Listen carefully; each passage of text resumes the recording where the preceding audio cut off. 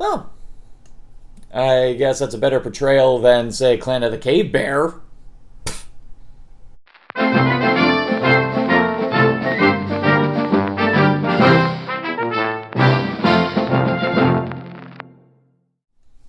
Early Man is the latest from Aardman Animation and director Nick Park. Now, for those who don't know, Aardman Animation are the absolute pioneers in stop-motion animation. These are the people responsible for the Wallace and Gromit shorts, Chicken Run, The Pirates, and the Shaun the Sheep series, and even the Creature Comfort series. These are the standard when it comes to stop-motion animation. You could probably safely bet that all the other animation studios, like Studio Leica, even Tim Burton, I would even wager Wes Anderson in his endeavors with Fantastic Mr. Fox and Isle of Dogs, you would bet they all probably studied the absolutely meticulous work that Aardman has put into their stop motion work. Major thing I have to say in praise of this movie is that this feels like another step forward for Aardman Animation as far as its endeavors to use really finely detailed claymation and stop motion and using post-production ImageWorks to combine it to enhance this really big world that they're trying to create. And I was noticing both the big scale and the little scale.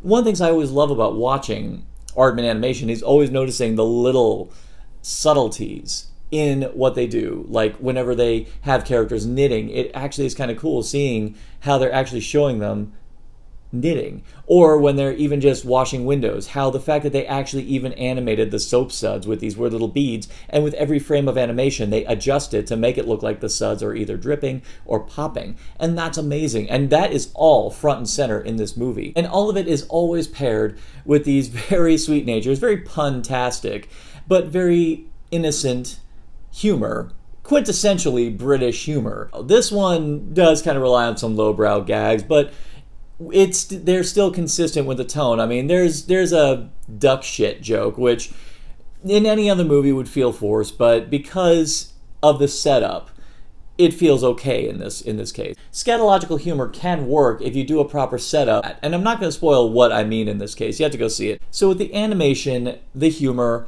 it all still feels like the Aardman I know and love. And the voiceover work is definitely no slouch job either. All the actors meld with Nick Park's humor very, very well. Redmayne in particular is a star in this one. He is very sweet. In the same kind of charm that I feel he injected into Newt Scamander in Fantastic Beasts, I think he does just as well here. And then meanwhile on the other side, you've got Tom Hiddleston, who is practically unrecognizable in this performance. And one of the fun things about knowing that these actors portray these characters, if they're doing a really good job like Hiddleston is in this movie, I get this touch of the giggles when I'm thinking to myself, I just want to be a fly on the wall in that recording booth and just seeing what this actor is doing in that recording booth. And Hiddleston's performance in particular is the one that made me think that. And the rest of the actors in the film are great, but Maisie Williams is another one who does a fantastic job here. I hope this is a young actress who will do great things in her future beyond what we know her for.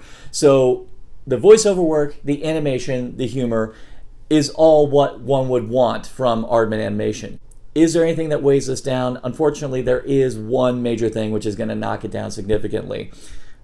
It is an incredible world that Aardman is creating with this, well, like this title dictates, Early Man. And the whole idea of this being the transition from the Stone Age to the Bronze Age, that was all stuff I would have been really interested in, but it wants to be something else completely. And with that, it's like, why even bother doing this when you just wanted to do this? And by that, I mean, in the end, this is just another sports movie. And they set it up in the dead beginning that this is what it's going to be. Then why didn't you just make a sports movie? Why didn't you just make a Shaun the Sheep Plays Football thing? That would have been fine. There were so many things that they could have done with this idea, and instead they decided to do something pedestrian and just make it a sports movie. And I'm talking real football, not American football, which I call rugby for pussies. Oh yeah, shots fired. Oh, totally. I mean, you're wearing pads. You ever seen a rugby match at the end of a rugby match? Yeah. Put that next to a butcher shop, there's very little difference. I'm calm.